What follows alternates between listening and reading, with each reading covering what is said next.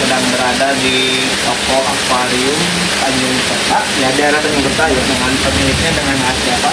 Bapak Agung. Bapak Agung aja lah. Apa saya mengganggu waktunya? Saya mau bertanya sedikit tentang tarikan jas. Sebelum mendirikan usaha ini, ada modal yang harus keluarkan itu kisaran berapa? Untuk modal buka toko ya relatif sebenarnya. Kalau misalnya kita mau buka usaha sebenarnya nggak skalanya nggak seperti ini, harusnya lebih gede harusnya kan.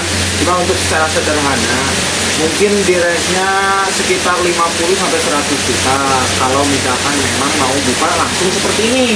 Cuma dulu saya berusaha seperti ini tuh nyicil gitu, nggak langsung gede, nggak langsung dari modal gede, jadi modal kecil yang tadinya cuma 1 jadi 2 jadi 4.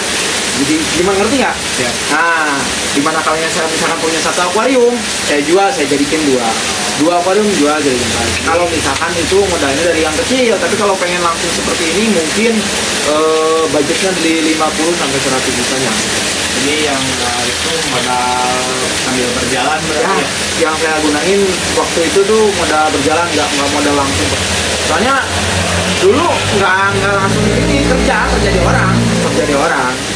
Entah kenapa saya hobi ikan, makanya saya buka usaha. Ini buka usaha juga bukan dari keinginan saya, dari marahin istri. Saya koleksi ikan di rumah, kebanyakan istri marah-marah, kenapa nggak dijual? Kebanyakan katanya gitu. Nah di situ saya kepikiran untuk jual usaha. Seperti itu. Terus teknologi apa saja yang digunakan di sini? Sebenarnya nggak ada teknologi, lebih ke gimana ya? Kalau di sini airnya udah bagus, nggak ada teknologi yang harus pengolahan air segala macam, enggak. Sebenarnya kalau pH-nya udah bagus untuk ikan tuh cocok. Kalau misalkan pH udah bagus, kembali lagi kalau misalkan kita ada di kota nih, di kota biasanya pakainya air PDAM, itu ada pengolahan biasanya. Tapi kalau di sini kita enggak, lebih ke natural.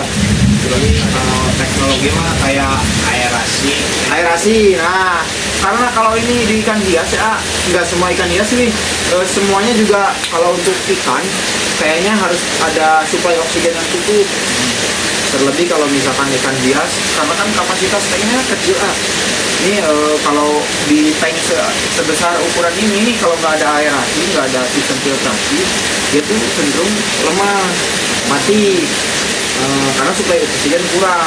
Beda kalau misalkan kita punya kolam besar, nggak usah pakai sistem aerasi juga, karena kan dia suplai oksigennya langsung dari matahari. Kalau kita harus bersensin. Ya, kalau misalkan nih kan ada 2 teknologi yang anggap ya, kayak ada pompa air, ya, aerator itu fungsinya sama atau beda, atau ada berbagai fungsi yang lain dari yang beda tapi sama. Sebenarnya beda tapi sama. Salah satu bisa gitu, kalau misalkan ini ada keunggulannya, kalau misalkan kita pakai pompa kan buat filtrasi ya, maksudnya bisa nyedot kotoran masuk disaring. Ini kan pakai pompa, karena kan kalau aerasi nggak bisa, dia cuma suplai udara, itu pun bukan oksigen sebenarnya, cuma udara, karena udara yang dihembuskan sama mesin kan, dia nggak bisa. Cuma keunggulannya kalau ini kadar oksigen lebih banyak dibanding pompa, karena dia udara yang bermainnya.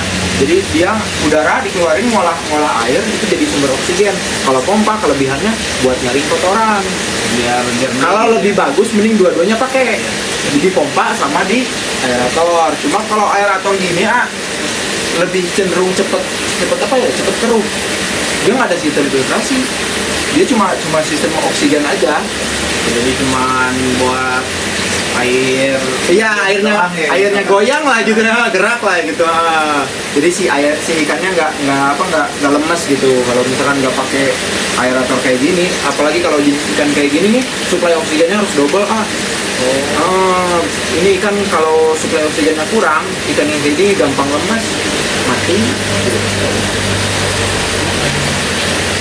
Terus selama menjalankan usaha ini, misalkan itu kan menghadapi berbagai resiko, Oh, iya. kegagalan, misalkan atau Gini loh. resiko apa aja. Oke. Kalau untuk bilang kegagalannya gini lah.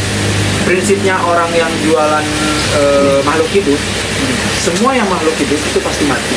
Nah, itu kematian yang utama, entah itu dari ikan, dari segi peternakan yang lain lah ya. Itu kan resiko utama kematian, kematian. Karena kalau kita berpikirnya kalau misalkan kita udah mau terjun di dunia makhluk hidup, yang kita jual itu makhluk hidup, ya resikonya mati.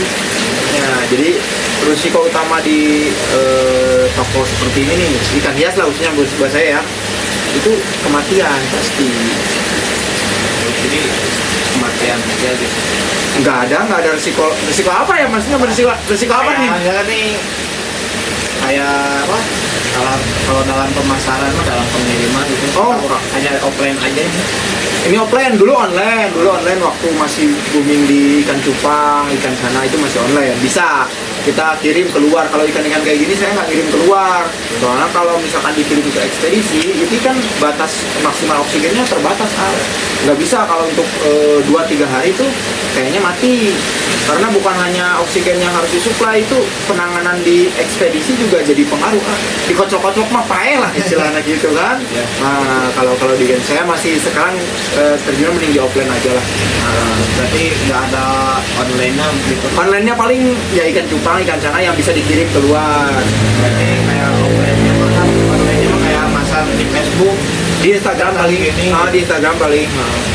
Di Instagram masih sih mah sekarang udah nggak begitu ditekuni karena emang repot sih di offline juga man.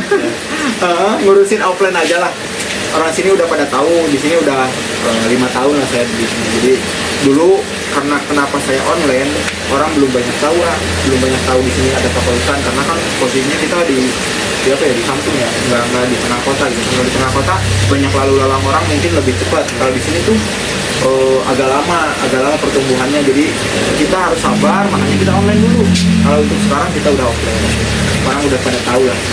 terus kelemahan jualan ikan hias itu kayak gimana? Ini musim hujan, lemah.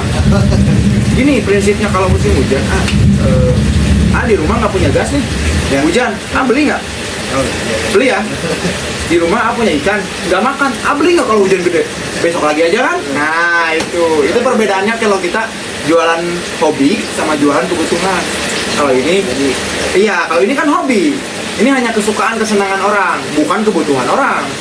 Butuh beli ikan? Enggak. Tapi kalau senang, beli. Tapi butuh? Enggak. Tapi senang. Jadi kendalanya kalau sekarang nih musim hujan kali, karena orang tidak akan memaksakan beli ikan kalau hujan.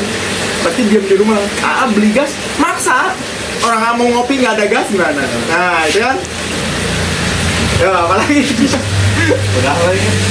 Ini masih pakai dari desa aja sih, belum karena kan ini skalanya masih UMKM lah ya, belum skala yang besar karena saya juga nggak produksi atau nggak peternakan, enggak, saya cuma jualan seperti ini aja. Mungkin kalau misalkan skalanya nanti saya berternak atau saya produksi yang lainnya seperti produksi kayak gini skala besar mungkin saya, tapi kalau untuk NPWP segala macam ya pasti saya punya, udah terdaftar di desa juga udah. Kalau untuk perizinan ke desa aja cukup sih, nggak usah ini. Kalau untuk skala kayak gini kayaknya teman-teman juga nggak ada yang pakai siup, nggak ada kalau untuk skala kayak gini. Lebih cuma kalau peternakan, ya kalau peternakan mungkin ya ada izinnya kalau peternakan.